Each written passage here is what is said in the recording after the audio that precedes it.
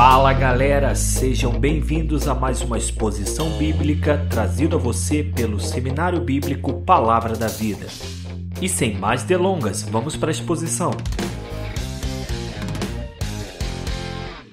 Eu saúdo vocês com a graça e a paz do Senhor Jesus Cristo, amém? Pessoal, uma coisa relevante, eu acho que é importante isso, eu sou ex-aluno aqui do Seminário Bíblico Palavra da Vida. Foi aqui que eu conheci grandes amigos, que até hoje nós mantemos contato, somos encorajados mutuamente com a nossa amizade. Eu espero que isso seja verdade para você também na sua jornada. Foi aqui também que eu conheci a minha mina, ok? Num enredo pouco conhecido aqui na história do Seminário Bíblico Palavra da Vida, veterano se aproxima de caloura e o resultado é Pedro, Tito e Marina Helena, ok? E já estamos casados há um bom tempo. Ana está aqui. Me acompanhando, louvo a Deus pela vida dela, o companheirismo e apoio nesta jornada ministerial. E eu espero também que, não sei se para todos, mas que seja assim com você também. Amém? Receba, ok, receba. Ok? Isso é o tão avivado que eu fiquei depois de sair do Palavra da Vida. Bom, eu sou, entre outras coisas, um dos pastores da Igreja Batista Maranata, onde tenho servido há quase 9 anos. Tem sido uma alegria caminhar com aquele povo, aprender com eles e principalmente caminhar com o Senhor naquilo que eu chamo de um seminário que transcende este tempo aqui. Eu sei que aqui é uma instituição de ensino que se propõe a educar você, não só na teologia, mas investir na sua vida, conduzir você no ministério. Essa tem sido o tripé, a filosofia ministerial do Palavra da Vida. E existe o Seminário de Deus, que transcende aquilo que o seminário se propõe a fazer. O Seminário Cirúrgico de Deus, e eu tenho certeza de que você vai experimentar isso ao longo dos seus dias aqui. Não está no programa do Seminário Bíblico Palavra da Vida crises financeiras da sua igreja. Não está no programa do Seminário Bíblico Palavra da Vida crises de relacionamento, crises familiares, diagnósticos complicados. Mas tudo isso é parte do programa do Senhor de continuar nos ensinando aquilo que o Joel já descreveu muito bem, mais do Senhor Jesus Cristo. Então é necessário aprender a conectar os pontos. É necessário perceber o que o Senhor está fazendo ao longo dos anos, na sua caminhada, na sua trajetória. E o que o Senhor está fazendo por caminhos diferentes, em narrativas diferentes, mas com o mesmo tema, é sim, forjando em você, crente em Cristo, o caráter do Senhor Jesus Cristo. Aliás, não há nada mais precioso que pode lhe acontecer do que ser parecido com Cristo Jesus. Deus vai usar o diploma na vida de alguns, Deus vai usar relacionamentos iniciados e quebrados na vida de outros, saldos bancários complicados, enfermidades, mas Ele está fazendo o mesmo propósito, nos conformando à imagem de Cristo. E o seminário é só mais um instrumento para isso. É só mais um instrumento nas mãos do Senhor para nos conduzir na sua formação como teólogo, pregador, pastor e, francamente, cristão. Para compreender isso, nós precisamos olhar para o aprendizado além das paredes do ensino teológico formal. Ele cumpre um papel importante, mas não é o único papel. Não é tudo que o Senhor irá usar para formar em você a imagem de Cristo. E para conduzir esse tema aqui, eu não vou selecionar apenas uma passagem, mas eu quero ler com você algumas passagens que contam uma triste história de uma teologia sem amor, que conta a história de uma igreja que perdeu o amor. Uma igreja que era, sim, firme e respaldada em princípios bíblicos profundos, talvez de uma teologia sadia, de uma teologia capaz de refutar o falso ensino, de uma teologia muito bem enquadrada com os princípios bíblicos, e quero crer que muito dela é o que você vai aprender e ser exposto em sala de aula. Mas uma história triste de uma igreja que, com uma forte teologia, perdeu o amor, e que ouviu da própria boca do Senhor o chamado ao arrependimento. Abre comigo em Apocalipse capítulo 2, e nós vamos olhar e visitar diversas passagens bíblicas que contam para nós a história da igreja de Éfeso. Apocalipse capítulo 2. Meus irmãos, moçada, há um perigo de conhecer muito e ainda assim estar no caminho errado. Apocalipse capítulo 2, versículos 1 a 7, diz o seguinte: Ao anjo da igreja em Éfeso escreve: Estas coisas diz aquele que conserva na mão direita as 7 estrelas e que anda no meio dos 7 candeeiros de ouro. conheço as tuas obras, tanto o teu labor como a tua perseverança, e que não podes suportar homens maus, e que puseste à prova os que a si mesmos se declaram apóstolos e não são, e os achaste mentirosos, e tens perseverança, e suportaste provas por causa do meu nome, e não te deixaste esmorecer. Amém, glória a Deus, quão magnífico seria se acabasse aqui. Porque o que nós lemos aqui é uma igreja fiel à doutrina, é uma igreja que ama a sã doutrina, é uma igreja conhecida pela sua perseverança. Em dias tão confusos como os que nós vivemos hoje, uma igreja que se destaca na perseverança, provavelmente a sã doutrina. Uma igreja que foi capaz de identificar os falsos mestres, os falsos apóstolos. Ela conhecia a verdade ao ponto de saber identificar o erro. Ela apontava o erro, ela refutava o erro. É uma igreja que tem nas suas costas as marcas, prova o seu amor à Escritura. Mas não é só isso que o texto diz sobre essa igreja. A partir do versículo 4, o que nós vemos é um lado sombrio de um ensino teológico, de um aprendizado teológico sem amor. De um ensino teológico que não foi capaz de transpor o conhecimento a uma vida de compaixão e piedade. O que nós vemos descrito agora é o que nós desejamos que não seja a sua experiência no seminário, não só o Palavra da Vida, como naquele que o Senhor nos conduz. Que o seu coração não se endureça em meio às provas, que o seu coração não se endureça em meio ao custo da perseverança dessa doutrina. Que fundamento bíblico, que fidelidade bíblica não veio às custas do amor que essa igreja perdeu. Versículo 4, tenho, porém, contra ti que abandonaste o teu primeiro amor. Lembra-te, pois, de onde caíste, arrependa-te e volta à prática das primeiras obras. E se não, venho a ti, te moverei do teu lugar, o teu candeeiro, caso não te arrependas. Tens, contudo, a teu favor que odeias as obras dos nicolaítas, as quais eu também odeio. Quem tem ouvidos ouça o que o Espírito diz às igrejas. Ao vencedor dar-lhe-ei que se alimente da árvore da vida que se encontra no paraíso de Deus. Essa igreja abandonou o primeiro amor. É interessante a discussão que existe entre teólogos sobre o que de fato é este primeiro amor. Alguns dizem que talvez eles não se amavam, alguns dizem que talvez eles não tinham amor a Jesus, e são tantas as possibilidades. Mas eu tendo a crer que este amor está ligado sim ao momento em que a igreja vive, esses últimos dias, que está ligado sim à atividade que a igreja é chamada a ter e fazer. Nós voltarmos para Mateus capítulo 24, nós vamos ver que esse tema de amor ele está ligado à proclamação do Evangelho. E talvez seja uma somatória de um pouco de tudo. Os nossos propósitos, basta dizer que essa igreja esfriou e ela não é mais marcada pelo amor que antes a marcara. Mateus capítulo 24, versículos 12 a 14.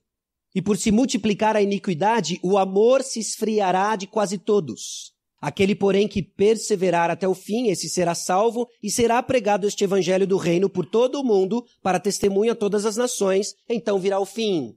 Parece que esse primeiro amor tem a ver com uma atividade fundamental e exclusiva da igreja, a proclamação do evangelho. Talvez toque, sim, se sobrepõe algumas características de comunhão e até o amor ao próprio Senhor Jesus Cristo, que foi trocado por amor a uma lei, a lei fria, que o levou sim à fidelidade bíblica, mas desprovido do amor de Cristo, que o impulsionava a cumprir a tarefa de Cristo, falar de Jesus. Essa igreja se perdeu. É possível então saber a sã doutrina, defendê-la e perder a piedade e a compaixão com o perdido. Esquecemos o propósito do conhecimento. Por que você vai ser abençoado com informação? Para gerar transformação? Para a proclamação. Moçada, nós somos abençoados com informação, não para nos ensoberbecer, não para saber defender e nos posicionar, não para discutir nos quartos dos dormitórios inúmeras posições diferentes que professores articulam, que artigos articulam, mas se essas discussões não nos levam à transformação, se essas discussões não nos equipam no caráter de Cristo para gerar uma proclamação precisa do Evangelho com compaixão e piedade por amor ao perdido, você ganhou um enorme cabeção, mas isso não é a vontade de Deus para você. Não se esqueça, é possível sim ter uma teologia sem amor. E essa é a história e a exortação que nós vemos na igreja de Éfeso.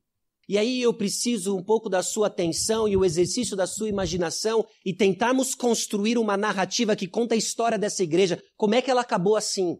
E aí nós vamos olhar talvez para uns 40 anos antes, na década de 50 depois de Cristo, e ver como ela nasceu, como que essa igreja nasceu, quais foram as suas características. O apóstolo Paulo visitou Éfeso em 2 momentos distintos, na sua segunda e na sua terceira viagem missionária. Na sua segunda viagem missionária foi o primeiro contato com Éfeso. Talvez o início dessa plantação de igreja, o início da formação do grupo base, aí tem toda a nomenclatura específica de plantação de igreja, não é? A filosofia, qual vai ser o DNA da igreja. Ou talvez o apóstolo Paulo estava simplesmente preocupado em proclamar o evangelho ao perdido.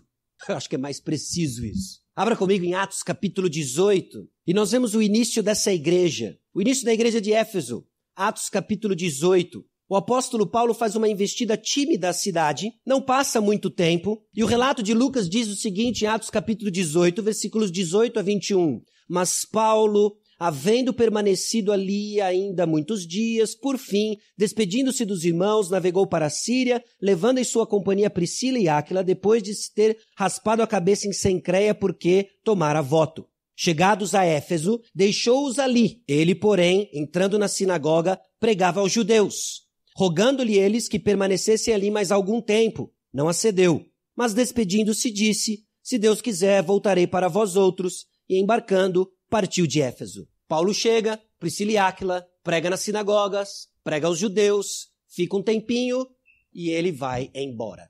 Esse é o primeiro contato e informação que nós temos do início da igreja de Éfeso. Até a terceira viagem missionária, nós temos alguns relatos que nos ajudam a entender um pouco mais das características do grupo base da plantação em Éfeso. Que é a seguinte, segue o texto no versículo 24. Nesse meio tempo, chegou a Éfeso um judeu, natural de Alexandria, chamado Apolo, homem eloquente e poderoso nas Escrituras. Era ele instruído no caminho do Senhor e, sendo fervoroso de espírito, falava e ensinava com precisão a respeito de Jesus, conhecendo apenas o batismo de João. Ele, pois, começou a falar ousadamente na sinagoga. Ouvindo-o, porém, Priscila e Áquila tomaram-no consigo e, com mais exatidão, lhes puseram caminho de Deus. Querendo ele percorrer a Acaia, animaram-no os irmãos e escreveram os discípulos para o receberem. Tendo chegado, auxiliou muito aqueles que, mediante a graça, haviam crido, porque com grande poder convencia publicamente os judeus, provando por meio das Escrituras que o Cristo é Jesus. Olha esse grupo base. Um teólogo com precisão, um casal com mais precisão ainda. E eles defendiam que Jesus Cristo é Senhor, que o Cristo é Jesus. Um pouco mais adiante, a gente vê aquele que vem compor o grupo base, que são aqueles que conheciam o batismo de João e tinham um conhecimento ainda incompleto de toda a fé. Eles são levados no canto, eles tomam ali a classe de novos membros e eles creem agora em Jesus Cristo, recebem o Espírito, falam em línguas e diz você, seminarista, o que isso significa. Fecha parênteses. Esse é o grupo base. Homens que com precisão defendem que Jesus é o Cristo por meio das Escrituras. Homens que têm talvez um conhecimento ainda incompleto da fé madura em Cristo Jesus. E agora Paulo volta a Éfeso com esse grupo talvez um pouco mais maduro, com esse grupo que ama a precisão doutrinária. E Paulo agora fica um pouco mais de tempo na sua terceira viagem missionária, em Atos capítulo 19, a partir do versículo 8, nós vemos que o apóstolo Paulo agora passa um tempo maior com eles. Durante 3 meses, Paulo frequentou a sinagoga onde falava ousadamente, dissertando e persuadindo com respeito ao reino de Deus, visto que alguns deles se mostravam empedernidos e descrentes, falando mal do caminho diante da multidão. Paulo, apartando-se deles, separou os discípulos, passando a discorrer diariamente na escola de Tirano. Durou isso por espaço de 2 anos, dando ensejo a que todos os habitantes da Ásia ouvissem a palavra do Senhor, tanto judeus como gregos. A coisa embalou. Aquele grupo base agora está sendo conhecido em toda a região. O nome de Cristo está sendo proclamado. O tempo já não é mais curto, agora Paulo passa 2 anos ensinando. Versículo 18. Nós temos mais informações. Muitos dos que creram vieram confessando e denunciando publicamente as suas próprias obras. Pare e pense você, que tipo de carta ministerial o apóstolo Paulo está mandando agora? Irmãos, há 2 anos atrás nós éramos poucos. Há 3 anos atrás nós éramos poucos. Não cabe mais na sala de Priscila e Áquila. Apolo agora já ensinou vários. Nós somos muitos. As pessoas estão confessando, elas estão se arrependendo dos seus pecados, confessando os seus pecados publicamente. A igreja está bombando. O apóstolo Paulo agora é chamado para falar em conferência sobre plantação de igreja. E ele está falando o quê na conferência de plantação de igrejas? Pregue o evangelho ao perdido. É o que ele está falando. E as pessoas, que insight. É isso que eu preciso, pregar o evangelho. E Éfeso agora começa a bombar, tem líderes agora na igreja. E a história continua porque Lucas retrata para nós essa despedida, talvez um dos momentos registrados mais emotivos da história primitiva. Chegou o tempo da partida de Paulo. O grupo base está formado. A igreja está oficialmente lançada. E Paulo está indo para o próximo desafio. E no versículo 16 diz o seguinte, porque Paulo já havia determinado não aportar em Éfeso, não querendo demorar-se na Ásia, porquanto se apressava com o intuito de passar o dia de Pentecostes em Jerusalém, caso lhe fosse possível. De Mileto mandou a Éfeso chamar os presbíteros da igreja. E quando se encontraram com ele, disse-lhes, vós bem sabeis como foi que me conduzi entre vós em todo o tempo, desde o primeiro dia em que entrei na Ásia, servindo ao Senhor com toda a humildade, lágrimas e provações que pelas ciladas dos judeus me sobrevieram, jamais deixando de vos anunciar coisa alguma proveitosa e de vô-la ensinar publicamente também de casa em casa, testificando tanto a judeus como a gregos o arrependimento para com Deus e a fé em nosso Senhor Jesus Cristo. E agora, constrangido em meu espírito, vou para Jerusalém, não sabendo que ali me acontecerá, senão que o Espírito Santo de cidade em cidade me assegura que me esperam cadeias e tribulações. Porém, nada considero a vida preciosa para mim mesmo, contanto que complete a minha carreira e o ministério que recebi do Senhor Jesus para testemunhar o evangelho da graça de Deus. Agora eu sei que todos vós, em cujo meio passei pregando o reino, não vereis mais meu rosto. Portanto, eu vos protesto no dia de hoje que estou limpo do sangue de todos, porque jamais deixei de vos anunciar todo o desígnio de Deus. Atendei por todos e por todo o rebanho sobre o qual o Espírito Santo vos constituiu bispos para pastoreardes a igreja de Deus, a qual ele comprou com seu próprio sangue. Eu sei que depois da minha partida entre vós penetrarão lobos vorazes, que não pouparão o rebanho, e que dentre vós mesmos se levantarão homens falando coisas pervertidas para arrastar os discípulos atrás deles. Portanto, vigiai, lembrando-vos de que por 3 anos, noite e dia, não cessei de admoestar com lágrimas a cada um. Agora, pois, encomendo-vos ao Senhor e à palavra da sua graça, que tem poder para vos edificar e dar herança entre todos os que são santificados. De ninguém cobicei prata, nem ouro, nem vestes. Vós mesmos sabeis que estas mãos serviram para o que me era necessário a mim e aos que estavam comigo. Tenho-vos mostrado em tudo que, trabalhando assim, é mister socorrer os necessitados e que recordar as palavras do próprio Senhor Jesus, mais bem-aventurado é dar do que receber. Tendo dito essas coisas, ajoelhando-se, orou para com todos eles. Então houve grande pranto entre todos e, abraçando afetuosamente a Paulo, o beijavam, entristecidos especialmente pela palavra que ele dissera, que não mais veriam seu rosto, e acompanharam-no até o navio. Que texto! Que história! De um homem que pagou um alto preço para amar os efésios. E como ele amou os efésios? Proclamando a palavra de Deus. Passar pelas duras circunstâncias era apenas o contexto em que Paulo proclamou a palavra de Deus. A palavra de Deus ela é proclamada, a palavra de Jesus ela é proclamada nos moldes de Jesus. E Jesus não nos disse, vem, me segue e seja bem-vindo ao All Inclusive Resort. Ele disse, vem, me segue e toma a tua cruz. Mas nós ficamos constantemente espantados quando, para chegar à coroa, nós enfrentamos a cruz. Não nos deveria surpreender que neste caminho de ensino teológico, nós vamos enfrentar provas. Quando você perguntar o que mais que falta, está apenas começando. Provas, provas e provas. Porque a mensagem, ela grita alto enquanto Deus ainda molda o mensageiro. E o mensageiro somos nós. E Ele quer nós parecido com Jesus. E para ser transformado à semelhança de Jesus, não é por quantas vezes você vai ao Hopi Hari, não é por quantas vezes você tem o seu conforto, mas por quanto nós, de joelho no chão, sofremos as mais diversas provas, customizadas para cada um de nós. E é impressionante como nós temos a imensa capacidade de superar a prova do outro, não é? Eu sou incrível nisso. Eu vejo uma aprovação e falo, faz isso e aquilo e tá beleza. Não sei nem porque você tá chorando. É por isso que ela não é a sua prova, Sasha, porque a sua vem como uma luva. A sua prova virá como uma... O que é? Você não sabe. Você não sabe. Porque nesse processo de maturidade, Deus mostra passo a passo que nós precisamos crescer e amadurecer. E você não sabe. Você aguarda. O que você sabe é que Ele é fiel. Que Ele ama você. Tanto, mas tanto, que Ele está pronto para que você derrame lágrimas na terra para gozar da alegria celestial. Esse é o amor do nosso Deus. E Paulo amou os Efésios. Amou os Efésios exortando-os, ensinando-os, admoestando-os noite e dia. Na filosofia do apóstolo Paulo, de acordo com Colossenses 1, 28 e 29, a admoestação sempre caminha junto com o ensino. Ele está admoestando, ele está ensinando, ele está amando. E ele está exortando, porque no meio de vocês vão vir lobos. Paulo então se despede, ele chama esses líderes a quê? Líderes de Éfeso é o seguinte: defendam a igreja, vigiem a igreja, porque pessoas vão vir aqui com ensino falso.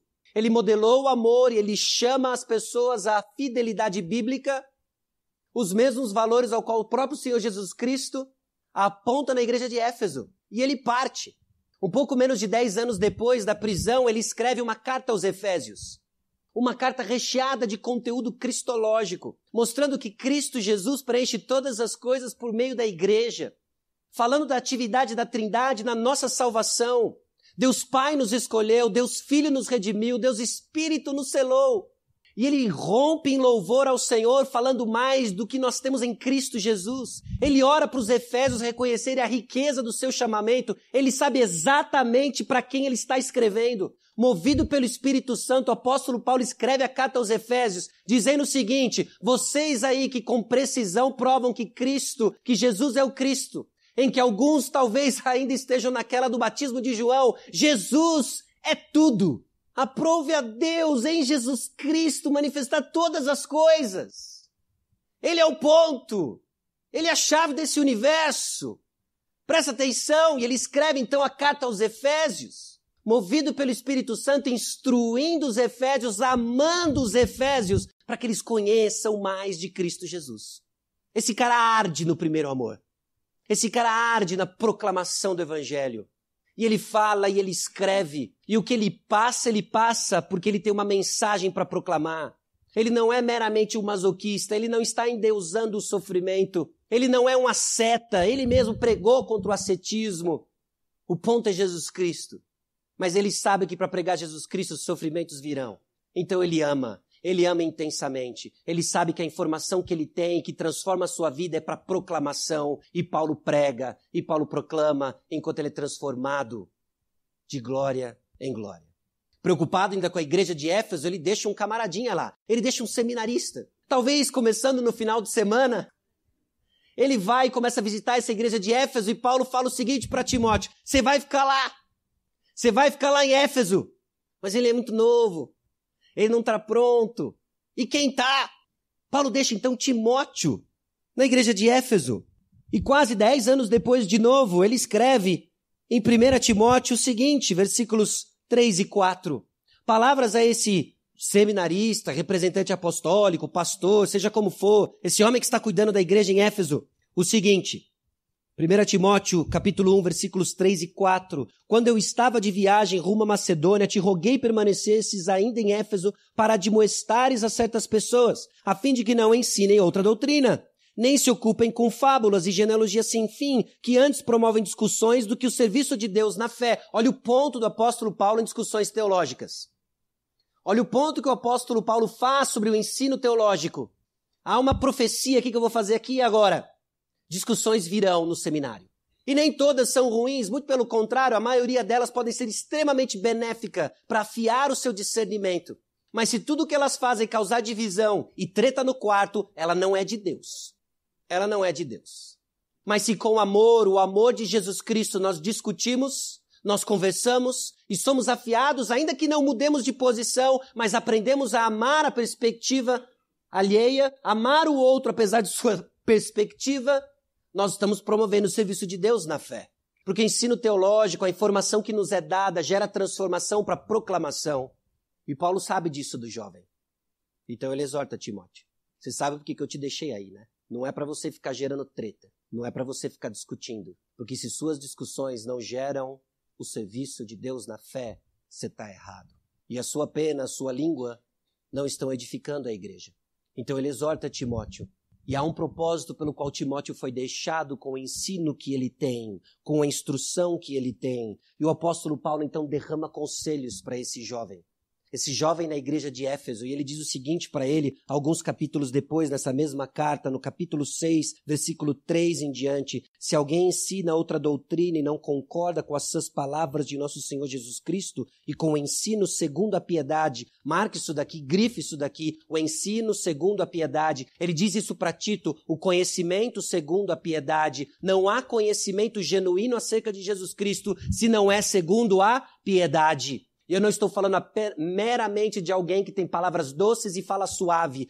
Você faça da sua jornada ministerial o conhecimento do Senhor Jesus Cristo segundo a piedade. Eu estou transformado no caráter de Cristo. Ainda que nós tenhamos que falar firme, ainda que nós tenhamos que falar duro, é sempre segundo a piedade.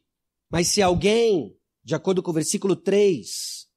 não concorda com essas palavras, com o ensino segundo a piedade, é infatuado, nada entende, mas tem mania por questões e contendas de palavras, de que nascem inveja, provocação, difamações, suspeitas malignas, altercações sem fim, por homens cuja mente é pervertida e privados da verdade, supondo que a piedade é fonte de lucro. Homens que estão nisso simplesmente pelo bem que eles vão tirar disso. Alguns estão no ministério por causa de dinheiro, alguns estão no ministério por causa de status, por poder, por influência, por ser conhecidos por tal coisa, por algo. Eles não entendem nada. Eles não entenderam a informação que eles receberam. Porque essa informação tem que gerar transformação para proclamação. De fato, grande fonte de lucro é a piedade com contentamento. Agora, o que aconteceu? As ordens de Timóteo eram muito claras. Olha, você vai lá, você vai exortar as pessoas, você vai ensinar segundo a palavra, o ensino segundo a piedade. E aí o que nós vemos alguns anos depois, quase 30 anos depois, é essa igreja que sim, manteve o estandarte da verdade, pôs para correr falsos profetas, mas agora é exortada porque perdeu o primeiro amor. O que Timóteo fez de errado? O que Timóteo fez de errado? Será que Timóteo não cumpriu suas ordens? Está aqui o que eu estou chegando à conclusão e quero compartilhar com você. As nossas perguntas são no mínimo insuficientes, porque elas pressupõem que se eu fizer certo, vai dar tudo bem. Elas pressupõem que se eu for fiel e proclamar a verdade, 3.000 vão se converter. Elas pressupõem de que se eu fizer certo como Paulo fazia, em 3 anos o grupo base serão milhares. Elas pressupõem uma porção de coisas que desconsideram o agir misterioso e sobrenatural do nosso Senhor. Elas desprezam o fato de que eu posso ser elo numa corrente que eu não vou ver frutos. Elas desprezam o fato de que eu não vou ver frutos de tudo aquilo que eu semeei. Elas desprezam o fato de que o que cabe a nós é sermos fiéis com a informação que recebemos, ser transformados por ela e proclamarmos. O que aconteceu então entre 2 Timóteo e Apocalipse capítulo 2? Bom, nós achamos normalmente que o problema é intelectual. Nós tendemos a achar que o problema das pessoas é intelectual. Tem informação que elas não sabem. E o que eu tenho aprendido, inclusive, no ministério pastoral é que raramente eu digo coisas para as pessoas em exortação que elas não sabem. Falo assim, meu irmão, é errado você bater na sua esposa. Pastor, eu não sabia. Você me desculpe, isso não vai acontecer mais. Minha irmã, eu tenho que te dizer algo. Não andeis ansiosos por coisa alguma. Vai, não peques mais. Libertador, pastor. Não sabia. Eu achava que na nossa muita ansiedade, imaginar coisas, elas se concretizavam. O problema das pessoas não é intelectual. Então a maneira como você vai encarar, o que você vai aprender no seminário, vai determinar a maneira como você vai ensinar pessoas. Se você está aqui apenas para ganhar informação, você vai tratar as suas ovelhas como pessoas que têm problemas intelectuais. Glória a Deus que você chegou lá para informá-las e em 3 anos o grupo base vai ser milhares. Esse não é o problema das pessoas. Porque se o problema das pessoas fosse intelectual, Jesus não teria vindo. Ele mandaria a Bíblia 2.0 atualizada para a internet. Por que Cristo veio? Porque nós precisamos de um Redentor. Por que Cristo veio? porque eu e você precisamos de um Salvador. Sim, eu não sou o marido que eu deveria ser, eu não sou o pai que eu deveria ser, eu não sou o pastor que eu sonharia ser, mas eu tenho um bom pastor. E ele é a minha mensagem. E é ele que eu aponto às pessoas. Você tem um bom pastor. É ele que vai conduzir você nas noites mal dormidas da monografia que você precisa entregar, dos trabalhos que você precisa fazer, dos trabalhos em grupo que você precisa assumir, porque os outros parecem não muito interessados. Vida de seminarista. No tarefão que você não aguenta mais. É dele que nós precisamos. É o conhecimento segundo a piedade. O problema de Timóteo, então, não tem a ver simplesmente porque ele não informou algo, deixou de fazer algo. Eu não tenho dúvidas. Se esse conceito se torna pelo menos próximo da realidade, que a gente vai poder bater uns papos e perguntar como era, assistir DVDs do dilúvio e etc., eu não sei. Mas eu acredito que Timóteo diria isso para nós. Foi árduo, acertei muitas vezes, errei tantas outras. A igreja cresceu, pessoas amadureceram, pessoas se converteram. Então nós achamos às vezes que o problema das pessoas é intelectual ou que faltou liderança para Timóteo, faltou modelo. Aí achamos então que se eu for fiel, o ministério vai frutificar. Mas tem uma pegadinha muito perigosa nisso. Muito perigosa nisso. De que você pode chegar à conclusão de que a igreja é o que ela é, porque você está lá. E Deus é muito zeloso com a glória dele. Cuidado como você pensa. Os resultados e os frutos que você vai colher no seu ministério. E eu espero que sejam muitos. Para a glória de Deus. Nós achamos muitas coisas que não são necessariamente verdades por si só. E que o plano de Deus ele tem várias perspectivas, várias dimensões, que nós nem sequer conseguimos começar a abraçar para compreender. É por isso então que nós voltamos mais uma vez e olhamos para 2 Timóteo, capítulo 1, versículos 3 a 5. Olha a convicção que o apóstolo Paulo, movido pelo Espírito Santo, tem acerca de Timóteo. Dou graças a Deus, a quem desde os meus antepassados sirvo com consciência pura, porque sem cessar me lembro de ti nas minhas orações noite e dia. Lembrado das tuas lágrimas, estou ansioso por ver-te, para que eu transborde de alegria. Pela recordação que guardo de tua fé sem fingimento, a mesma que primeiramente habitou em tua avó Lóide e em tua mãe Eunice, e estou certo de que também em ti. Timóteo era firmeza. Sim, ele passou um tempo talvez amedrontado com aqueles lobos vorazes no meio da igreja, e rapidamente o apóstolo Paulo o encoraja. Versículo 6, por esta razão, pois te admoesto, que reavives o dom de Deus que há em ti pela imposição das minhas mãos. Porque Deus não nos tem dado espírito de covardia, mas de poder, de amor e de moderação. Não te envergonhes, portanto, do testemunho de nosso Senhor, nem do teu encarcerado, que sou eu. Pelo contrário, participa comigo dos sofrimentos a favor do Evangelho, segundo o poder de Deus, que nos salvou e nos chamou com santa vocação, não segundo as nossas obras, mas conforme a sua própria determinação e graça, que nos foi dada em Cristo Jesus antes dos tempos eternos. E manifestada agora pelo aparecimento de nosso Salvador Cristo Jesus, o qual não só destruiu a morte, como trouxe à luz a vida e a imortalidade, mediante o Evangelho, para o qual eu fui designado pregador, apóstolo e mestre. Por isso estou sofrendo essas coisas. Todavia não me envergonho, porque eu sei em quem tenho crido, e estou certo de que ele é poderoso para guardar o meu depósito até aquele dia. Mantenha o padrão das sãs palavras que de mim ouviste, com fé e com amor que está em Cristo Jesus. Guarde o bom depósito mediante o Espírito Santo que habita em nós. O apóstolo Paulo continua a exortar e encorajar Timóteo com mais do mesmo. A informação que ele tinha acesso e recebeu era para transformação e para proclamação. E o que Timóteo deveria então fazer? Seguir cada uma das exortações.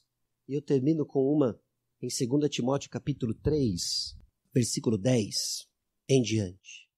Tu, porém, tens seguido de perto o meu ensino, procedimento, propósito, fé, longanimidade, amor, perseverança. Pensa no setor ministério envolvido aqui. Timóteo acompanhou ele de perto. Ouviu Paulo de perto. As minhas perseguições e os meus sofrimentos, quais me aconteceram em Antioquia, Icônio e Listra, que variadas perseguições tenho suportado, de todas, entretanto, me livrou o Senhor. Ora, todos quantos querem viver piedosamente em Cristo Jesus serão perseguidos. Mas os homens perversos e impostores irão de mal a pior, enganando e sendo enganados. É nesse contexto de dias difíceis, porque os homens são difíceis, é nesse contexto dos últimos dias, os quais nós também estamos, que Paulo diz o seguinte: Tu, porém, permanece naquilo que aprendeste, de que foste inteirado, sabendo de quem o aprendeste, e que desde a infância sabe as sagradas letras que podem tornar-te sábio para a salvação pela fé em Cristo Jesus. Toda a Escritura é inspirada por Deus e útil para o ensino, para a repreensão, para a correção, para a educação na justiça, a fim de que o homem de Deus seja perfeito e perfeitamente habilitado para toda boa obra. E o que você tem e precisa, Timóteo, está aqui na palavra de Deus, está na Bíblia. E o que ela faz? Ela ensina, ela repreende, ela corrige, ela educa, e ela torna você e o seu público sábio para a salvação em Cristo Jesus. Então a informação que você vai receber é para conhecer de Cristo. Quando for assim, você vai estar apto para ensinar, porque você vai ensinar para apontar pessoas para Cristo. Não trate suas ovelhas como se o problema delas fosse intelectual, o problema delas é espiritual. E por ser espiritual, nossas armas são espirituais. É a palavra de Deus, é a oração. E o que aconteceu entre 2 Timóteo e Éfeso? Eu não sei. Em Apocalipse capítulo 2, eu não sei. Eu sei que Deus, na sua providência, por vezes permite sim que igrejas sucumbam. Existem lições. E o que eu sei também é que mesmo nessas aparentes derrotas, o Senhor Jesus Cristo é triunfante e vitorioso. E o nome dele vai ser conhecido e todo joelho vai se dobrar e toda língua vai confessar. E o que cabe a nós hoje, ser encontrado fiel. Então como você vai ensinar depois? Vai estar muito ligado em como você vai aprender. Se você não estiver aprendendo para ser transformado e para gerar compaixão e piedade, você vai aprender errado. Se o seu objetivo é gabaritar o boletim, tirar as notas máximas, apresentar um bom relatório de volta para casa ou igreja, você está aprendendo errado. A razão pela qual você vai aprender teologia, para ser transformado e proclamar a palavra de Deus, amando pessoas. Ame intensamente, dando para elas a solução do seu maior problema, que é a reconciliação com Deus vivo. Amém? Deus abençoe vocês que iniciam sua jornada. Tenho certeza que vai ser um tempo maravilhoso. Vão ter os seus desafios e eu espero que o que fique gravado no seu coração são as bênçãos de participar de um ensino teológico que está preocupado com o seu coração. Amém? E essa foi mais uma exposição bíblica. Obrigado por ter ouvido. Para saber mais, nos siga no Facebook e no Instagram, SBPV Brasil. Palavra da Vida. Teologia para vida e ministério.